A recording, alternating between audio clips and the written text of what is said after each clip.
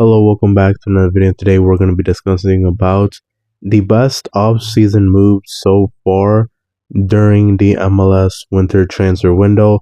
I understand that the transfer window will probably run in MLS for a little bit longer than usual because it is not like in the European leagues, but I'm going to be discussing about the best off-season moves during January. So yeah, this has been a pretty active transfer window, and this will probably be one of the more interesting MLS seasons with the World Cup, not just coming this year, but will be coming to America. So this season will be very interesting, and today we're going to be talking about all of this. So let's get ready with the video. But before we continue, I'd like to tell you guys to like and subscribe because it is very important that you guys like and subscribe so you guys can never miss another video. Bet. Let's roll on with the video. Let's start off at number 10 with Jorge Ruvelcaba. The Mexican international is going to be at number 10, and the Red Bulls have had a pretty active transfer window to try to improve their team after a pretty disappointing 2025 season after managing to reach the MLS Cup final in 2024. So this offseason, they've done some moves to try to improve their team, mostly building around Emil Forsberg and Choupo-Moting. And this team will probably be one of the more exciting teams to watch this upcoming season. They made some pretty interesting moves like Ruvelcaba. Ruvelcaba was a very good winger at Pumas, and I think he will make a lot of difference on this Red Bulls team, a team that needs wide players. And I'm very excited for the Red Bulls this season, and Ruvelcaba is an amazing signing for them. Now let's go with Mateusz Bogusz, who will be signing with the Houston Dynamo. This is a pretty good signing in my opinion. I understand that Bogusz had a very disappointing time with Cruz Azul and Mexico, but you guys gotta remember, like, moving to a different country can make things a lot more complicated. And a lot of European players, they do tend to struggle in Mexico. I remember just like Alan St. Maximan, just like it comes into my head instantly. And some other names, Stolbein had a very disappointing time with Tigres. So you guys got to factor that in as well. A lot of European players, they do tend to struggle in Mexico just because of the culture, just because it's a very different country when compared to theirs. So I think that Bogusz is still a very good player, and he can still be a very good player for the Houston Dynamo. If he can replicate some of his LAFC form, he'll provide much needed help to both Jack McGlynn in midfield and to his striker Ezequiel Ponce.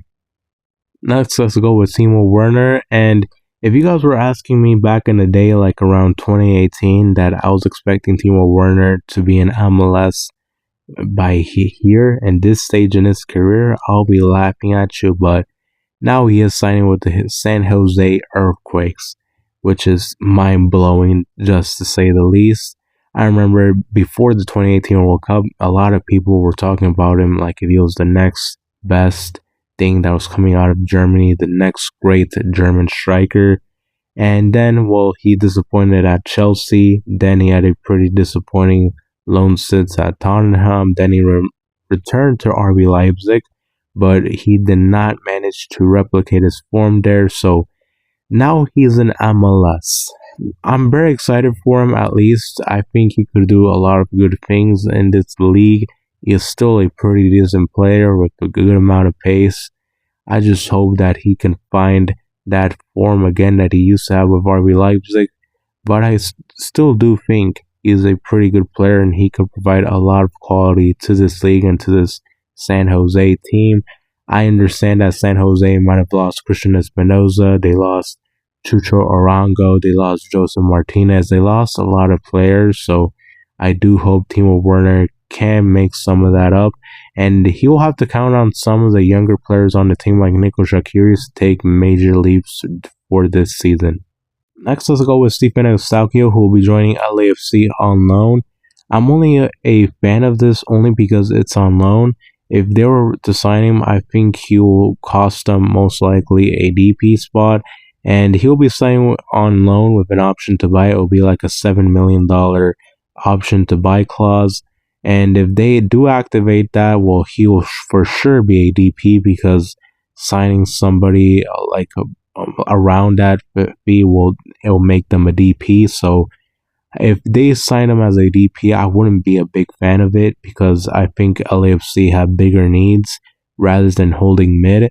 Because if you see their midfielders, well, they got Delgado, Tillman, they got plenty of like 8s and 6s, but they don't necessarily have like number 10s on the team.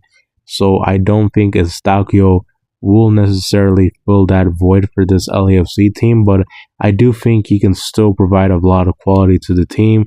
Very good passer, very good vision, very good set piece taking. I think he'll provide them a lot of quality in that midfield.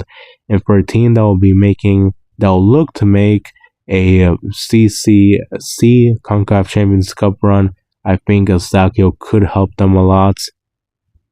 Now let's go with Dayne St, who will be joining Inter Miami. This has been a very, very good transfer window for Inter Miami, and they got one of the best keepers in the MLS. He was for sure one of the top 2 best keepers last season with Minnesota United, and he won Goalkeeper of the Year. He's also a Canadian international, so this is an amazing signing by Inter Miami. This type of player can for sure be decisive in winning some games, especially in the CONCACAF Champions Cup, where any moment can be decisive. So I'm a big fan of this move for Inter Miami. I think they got themselves a very good goalkeeper, and this is a signing that will for sure help them in their CONCACAF Champions Cup run. Next, let's go with another Inter Miami signing who will be Tadeo Allende. He will be joining Inter Miami. I understand last season he was on the team, but he was on loan. This time they brought him back and they actually signed him. And the thing that makes me an even bigger fan of this move is that he is not going to be a DP, and they used that DP spot on someone else who will be later on the list. So I'm a big fan of this move for Inter Miami. He will for sure take off some pressure from Messi to score goals. And in the second half of the season, and also especially during the postseason, Tadeo Allende just scored a lot of decisive goals. He was very dangerous on the counterattack, on transition. He's a very quick player, and I'm very excited to see him back on the team for Inter Miami. He will for sure also be another piece that will be helping this Inter Miami team in a CONCACAF Champions Cup run. Next, let's go with the last Inter Miami signing, who will be Berterame. I'm a huge fan of this move because in a CONCACAF Champions Cup run, you will have to play against Liga MX teams one way or another. So I think this signing is a very good signing for Inter Miami because Berterame was a very good Liga MX player during his time with both Atlético San Luis and Monterrey. And he was very good, especially during his last season with Monterrey. He scored many, many goals. And he was also a Mexican international. I understand that maybe for some Mexican fans and many other fans that he is Argentinian, but he is a Mexican international. So I think this is a signing of quality for this Inter Miami side, and he will for sure take off some pressure for Lionel Messi to score goals, because this guy is going to be scoring many, many goals because he was a very clinical striker with Monterrey. And with Luis Suarez just advancing in age, I think this is going to be the roster spot of a quality striker that Inter Miami really, really needs. Next, let's go with Facundo Torres joining Austin FC from Palmeiras. I was kind of shocked that he actually did come back to MLS. I was expecting him to stay in the Brazilian league for a little longer, but he decided to come back to MLS. He was a very good player with Orlando City, and I'm kind of shocked he did decide to come back to MLS because part of the reason why he left to go to the Brazilian league was because of Marcelo Bielsa. He wants his players to stay away from MLS and to be participating in other leagues in the Americas or in Europe preferably, but in the Americas they prefer like playing in Liga MX or in the Brazilian league. So I was kind of shocked that Facundo Torres actually decided to come back to MLS. But during his time with Orlando City, he was a very good player for them. He was a very creative player, and I think this is a very good signing for Austin FC. He's going to be a very good player to pair up with Owen Wolf. Another signing within the league will be Cristian Espinoza, who will be joining Nashville. So he was a very good player with San Jose. I was kind of shocked that San Jose did not make any push in order to keep him. And I was kind of surprised other teams too. They didn't make any significant push in order to sign him. So I'm kind of shocked that he ended up in Nashville. Of all teams, Nashville is a pretty small market. But I think this is a very good signing for many reasons. Nashville, obviously, they have two very good offensive pieces. Hani Mukhtar, one of the best 10s in the league, and also Sam Surge. He scored many goals last season. I understand a lot of them came from penalties, but he did score plenty of goals last season for Nashville. So I think adding another good offensive piece will help out this Nashville team a lot.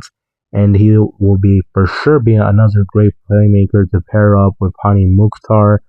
I'm very excited to see Nashville for this upcoming season under BJ Callahan. Last season, they managed to win the U.S. Open Cup. So I think they can also do some very good things this upcoming season in Major League Soccer. The last player on this list will be James Rodriguez, who will be joining Minnesota United as a free agent. During the first half of the season, or the Apertura, which is called in Liga MX, he was playing with León, and he was pretty decent.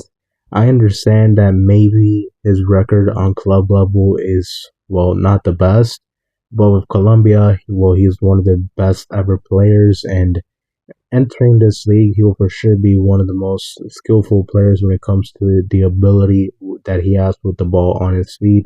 Amazing set piece taker, has unique vision, and he's just a very creative player. I understand that maybe on club level, there's always going to be questions about his commitment, especially on the defensive side of the ball. But still, he'll for sure introduce a lot of offensive quality to this team and to the league. So I'll be excited to see James Rodriguez, see how he does for Minnesota United. He is a big name, and he'll for sure be a very big ticket when his games are on in MLS. So yeah, that's all I have to say. Thank you guys for watching. We'll see you guys in the next video. Bye bye.